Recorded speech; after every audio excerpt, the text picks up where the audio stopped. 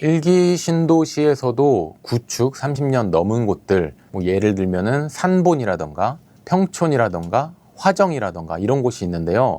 매매가 기준으로 20평 전후에서 한 3억에서 4억 왔다 갔다 하고 방 2개짜리 집입니다. 그런 경우에는 내 자산 1억 원에 플러스 대출 2억을 활용해서 내 집 마련을 할 수 있고요.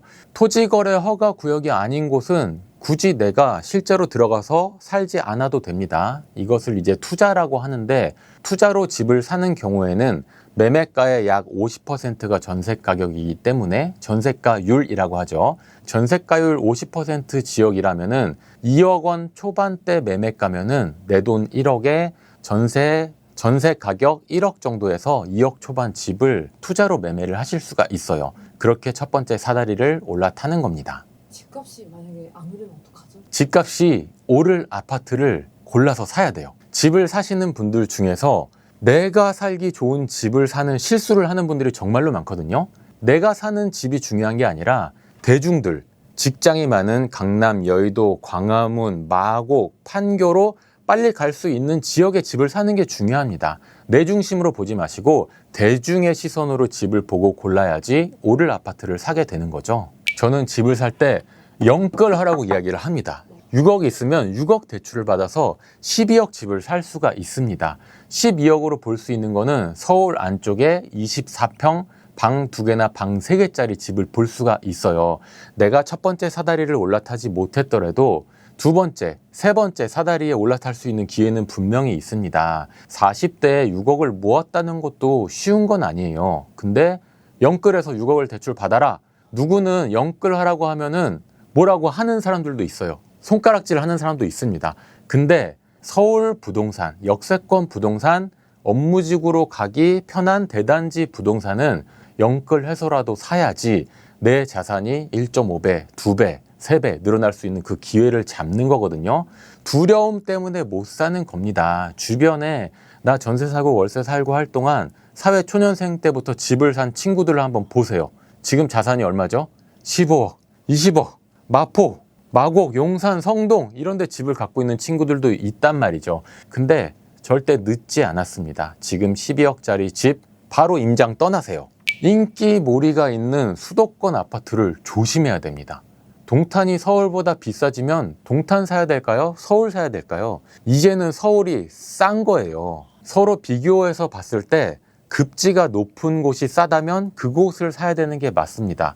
동탄 롯데캐슬 지금 22억까지 실거래 찍히고 27억까지도 호가가 나오는데, 동탄에 27억 집을 살 거면 서울 상도동에 집을 사야죠. 강남 가깝고 용산 가깝고 여의도 가깝고 7호선이 있고 서부선 호재까지 있는 인서울을 살 수 있는데 동탄을 보면 안 되고, 그렇다고 동탄이 나쁘다는 것은 아닙니다. 내가 동탄, 화성, 삼성 반도체에서 일을 한다.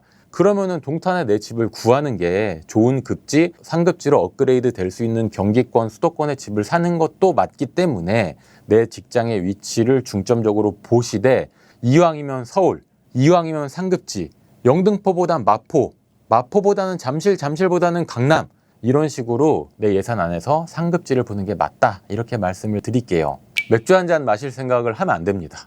정말 뼈를 갈아 넣어서 대출금을 갚아서 자산에 투자를 해야 됩니다.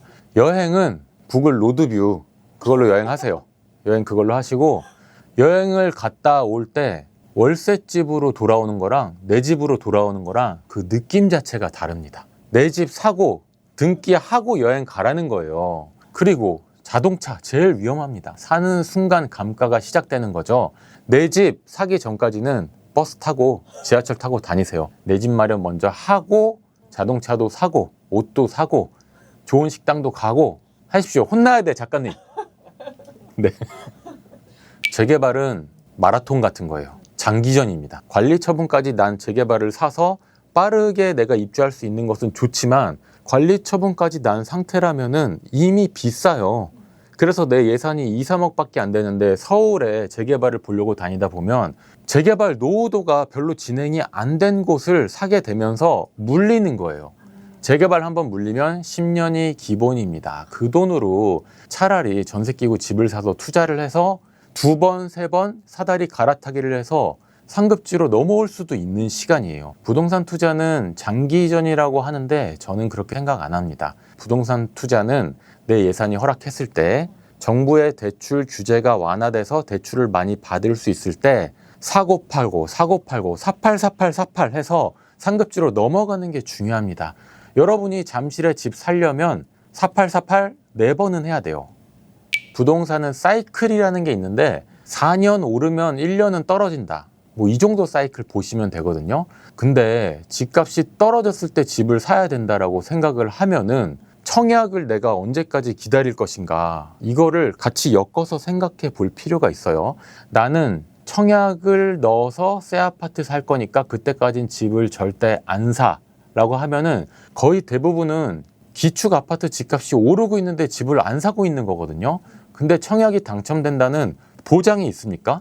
보장되지 않은 것을 내가 붙들고 있으면서 오르는 집값을 쳐다만 보고 있게 되는 꼴이에요. 청약은 청약대로 넣되 계속 임장 다니고 집값이 오를 아파트를 고를 수 있는 내 능력을 키우고 열심히 스터디하면서 기축 아파트를 보시면서 상급지 갈아타기를 하는 게 저는 더 현명한 방법이다라고 말씀을 드릴게요.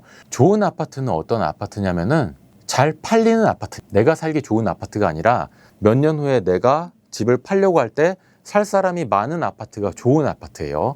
대단지 아파트, 아파트가 여러 아파트가 밀집되어 있는 주거 벨트가 형성되어 있는 지역, 내가 내 집을 팔지 않았어도 옆에 아파트 집이 팔리면서 시세가 차곡차곡 형성이 되는 곳, 지하철을 걸어서 15분 내에 갈 수 있는 그런 집, 나홀로 아파트라고 하더라도 대단지 아파트보다 더 지하철과 가까운 곳에 있는 나홀로 아파트, 세대수가 많아서 관리비가 적게 나오고 거래량이 많이 일어나기 때문에 내가 내 집을 팔지 않아도 하락장에서도 꾸준히 거래가 찍히는 아파트, 이런 아파트가 좋은 아파트입니다.